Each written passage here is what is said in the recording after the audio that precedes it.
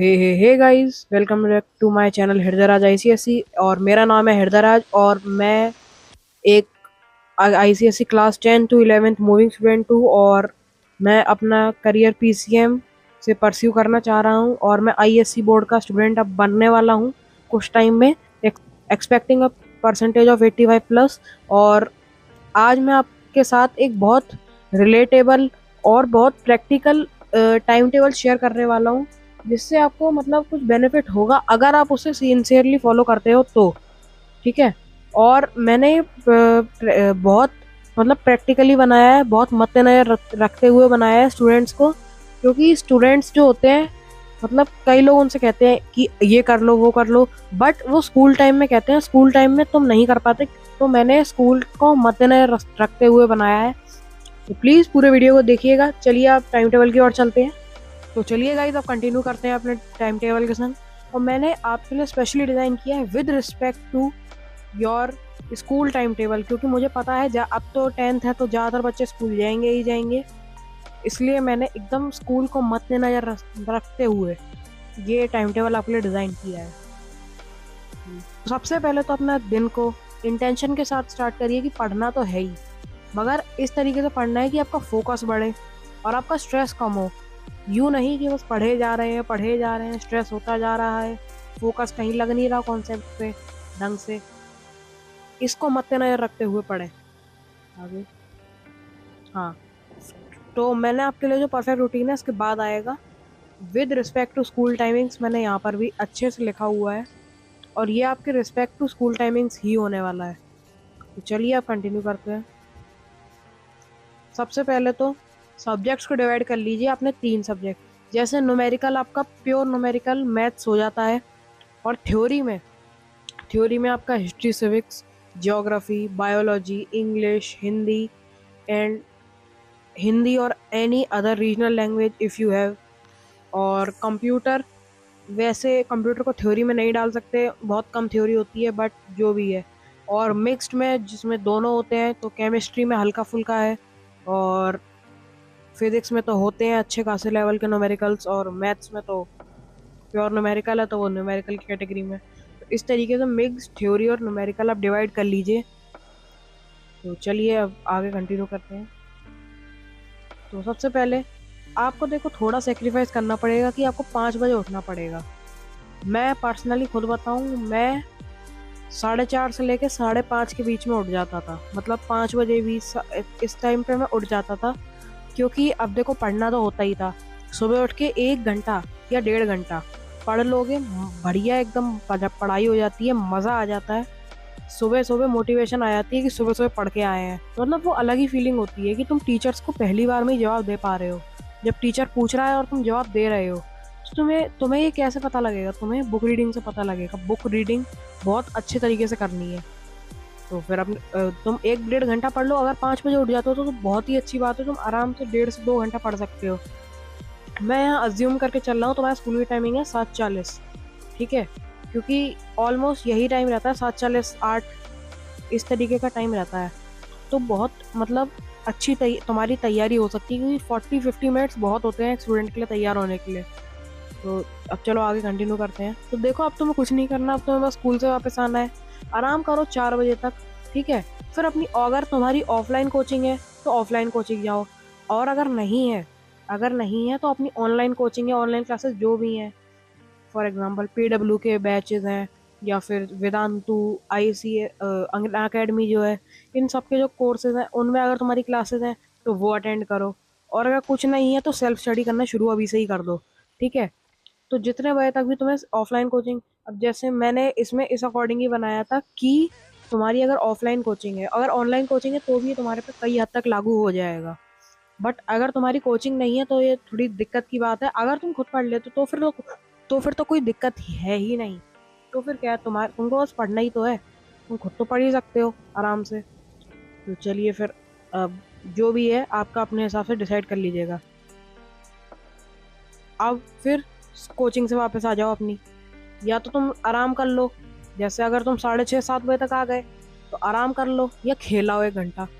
देखो मैं पर्सनली बताऊं, मैं उतना मतलब वो नहीं था वेरी फॉन्ड ऑफ प्लेइंग, मेरे को ना खेलना पसंद था ना बाहर जाना।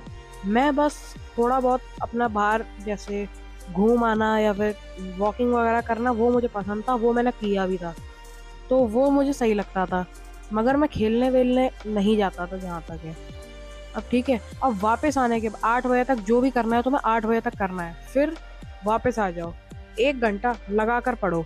तुम इस टाइम पर कोई सा भी सब्जेक्ट पकड़ सकते हो, जैसे हाफ हाफ आवर के स्लॉट पे तुमने हिस्ट्री सिविक्स डिवाइड कर लिया। मगर इस टाइम पे तुम ना थ्योरी पढ़ने की ज़्यादा कोशिश करना, क्योंकि थ्योरी 1 घंटे में काफ़ी हद तक हो जाएगी कंपेरेटिवली न्यूमेरिकल्स के। क्योंकि न्यूमेरिकल अगर तुम एक पे अटक गए तो तुम 10 या 15 मिनट एक न्यूमेरिकल पे ले जाओगे, फिर कोई फ़ायदा नहीं होगा, बस तुम्हारा टाइम वेस्ट हो जाएगा वो 1 घंटे का। फिर आराम से खाना खाओ, जो तुम्हें करना है, टीवी देखना है, फ़ोन देखना है, वो कर लो। ठीक है, ये कर लिया, ये कर लिया। अब स्टडी कंसिस्टेंटली फॉर 1.5 आवर्स, मतलब 1.5 घंटे तक ऐसी पढ़ाई करो कि तुम्हें खुद को लगे कि मैंने पढ़ाई करी है। अब इस टाइम पर तुम कोई न्यूमेरिकल सब्जेक्ट पकड़ सकते हो, जैसे तुमने मान लो 45 मिनट्स के लिए मैथ्स पकड़ लिया, ठीक है, और 45 मिनट्स तुमने फिजिक्स पकड़ लिया, तो ये तुम्हारे लिए बहुत मतलब बेनिफिशियल हो जाएगा। क्योंकि मैथ्स और फिजिक्स, और तुम सुबह जो सब्जेक्ट करोगे उसमें तुम चाहो तो एक थ्योरी और एक न्यूमेरिकल सब्जेक्ट पकड़ सकते हो, अगर तुम्हारा मन करता है तो। क्योंकि सुबह का तो देखो वेरिएबल है, मगर शाम का मैं आपको बता देता हूँ कि मतलब रात को आप ट्राई करो कि आप न्यूमेरिकल सब्जेक्ट ज़्यादा करो, क्योंकि न्यूमेरिकल में टाइम ज़्यादा लगता है और उसमें आपके पास टाइम ज़्यादा है। और आप चाहो तो दिन में 2 से 3 सब्जेक्ट से ज़्यादा नहीं करने। पता चले आप 5-5 6 सब्जेक्ट लेके बैठ जाओ, कुछ नहीं हो पाएगा। 5-5 6 सब्जेक्ट करने में बहुत मतलब बहुत टाइम जाता है। अब जैसे मैंने प्री बोर्ड्स के बाद शुरू किया था कि 3 से 4 सब्जेक्ट में आराम से मतलब पढ़ लेता था, एक एक चैप्टर 1.5 चैप्टर निपटा लेता था। बट तब कंडीशंस ये थी कि मेरे स्कूल में मेरे यूटी नहीं हुए थे एक भी, मेरा बस मिड टर्म और देन फाइनल टर्म, और उससे पहले प्री बोर्ड्स, समझ रहे हो। तो मतलब बस यही था, मतलब फाइनल टर्म मेरा मतलब प्री बोर्ड्स था, ठीक है।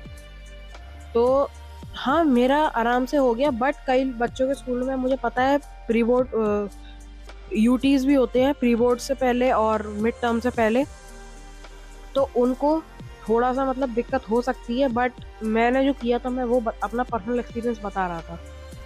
चलो अब देखो, आधा घंटा तुम पे बचा, 11:30 बजे तक तुम्हारा सब फ्री हो गया, अब तुम्हारे पास 12 बजे तक का टाइम है। आधा घंटा जो तुम पे ये बचा है, इसको तुम यूटिलाइज करो ढंग से। तो इसके लिए इससे तो अपने अगले दिन के लिए प्लान करो, ठीक है, कि तुम्हें क्या पढ़ना है अगले दिन। जैसे सुबह उठना है तो क्या पढ़ोगे तुम, और 12 बजे तक सो जाओ। कोशिश करो कि 10-15 मिनट में लिख जाएगा, जहाँ तक मुझे पता है मैंने एक्स्ट्रा टाइम लेके बोला है, 10-15 मिनट में लिख जाएगा। और अगर तुम्हें 5-10 मिनट रील भी स्क्रॉल करनी है कर लो, ठीक है कर लो, बट 12 बजे तक सो जाओ, क्योंकि अगले दिन तुम्हें 5 बजे उठना है, ये ध्यान रखना। और 5 बजे उठने वाली चीज़ ध्यान रखना, बहुत इंपॉर्टेंट चीज़ है, ठीक है। अब आगे, अच्छा ये मैंने प्रो टिप लिखी थी आपके लिए कि सबसे पहले तो यूज टाइम क्लॉक्स। अब जैसे मैंने अभी रिसेंटली में एक टाइम क्लॉक ली है, और जर्नल तो मेरे पे पहले भी थी, तो ये तुम्हारे स्टडी टाइम को जर्नल में तुम वो लिख सकते हो कि तुम्हें अगले दिन क्या सब्जेक्ट पढ़ने हैं और आज तुमने क्या पढ़ा। और ये चीज़ मुझे बहुत अच्छी लगी, क्योंकि तुम इससे अपनी स्टडी को प्रोडक्टिव कर सकते हो। तुम इससे पता लगा सकते हो कि मेरा क्या वीक पॉइंट्स है, क्या स्ट्रॉन्ग पॉइंट्स है। तो मेरे हिसाब से ये बहुत ज़रूरी चीज़ है। और फिर हाँ, ये डेडिकेशन से पढ़ना है तुम्हें हर टॉपिक को, स्कूल या ट्यूशन। जैसे आप कई बच्चे होते हैं सेल्फ स्टडी करेंगे तो स्कूल और ट्यूशन में ढंग से ध्यान नहीं देते और मज़े करते रहते हैं। देखो, स्कूल तुम पढ़ने जा रहे हो, सीधी सी बात है, अगर नहीं पढ़ पा रहे हो तो दिक्कत हो जाएगी क्लास 10th में। और आईसीएसई बोर्ड ने अब कॉम्पिटेंसी बहुत नॉर्मल कर दी है, मैंने पहले वाले वीडियोज़ में ही बताया है, ठीक है। तो अपने टॉपिक्स को डेडिकेशन के संग पढ़ो, और खासकर मैथ्स और फिजिक्स जैसे सब्जेक्ट में, क्योंकि अब इन सब्जेक्ट्स में तो बहुत ज़्यादा कॉम्पिटेंसी होने लग गई है, ठीक है। कि how to study when you don't feel like studying, ये देखो बहुत मतलब बेसिक चीज़ें हैं, अगर तुम्हें कर पाए तो मतलब तुम्हारी स्टडी बहुत ज़्यादा प्रोडक्टिव भी हो सकती है और बहुत ज़्यादा अच्छे लेवल पे भी जा सकती है। देखो सबसे पहले तो 5 मिनट स्टार्ट वाला रूल ले लो, ठीक है। बस बोलो 5 मिनट पढ़ना है। अब ज़्यादातर केसेस में तुम लोग आगे पढ़ लोगे, 5 मिनट क्या पढ़ना होता है, ठीक है। तुम 45 मिनट पढ़ लोगे, आधा घंटा तो पढ़ ही लोगे, इतना तो मुझे भी पता है, ठीक है। ये मैंने यूज़ किया है बाय द वे, ये ट्राइड एंड टेस्टेड मेथड है, ठीक है। तो फिर अगर सब्जेक्ट समझ नहीं आ रहा है तो सब्जेक्ट को बदल दो, ना कि पढ़ाई करना ही बंद कर दो उस दिन के लिए कि आज मेरा पढ़ने का मन नहीं कर रहा। ये मैंने 1-2 बार किया था और फिर मुझे रियलाइज़ हो गया इसके चक्कर में मेरा बहुत टाइम जा भी रहा है। तो इसलिए ये अवॉइड करो प्लीज़, ठीक है। रूल नंबर 3 है कि हाँ, ये रिमूव डिस्ट्रैक्शंस बहुत इंपॉर्टेंट है, क्योंकि जैसी नोटिफिकेशन आती है आप लोग मतलब फ़ोन को ज़रूर पकड़ते हो। तो ये बहुत गलत चीज़ है, आपको फ़ोन नहीं पकड़ना है, नहीं तो आपको मतलब अपने ही डिसिप्लिन को टारगेट करने में बहुत ज़्यादा दिक्कत हो जाएगी।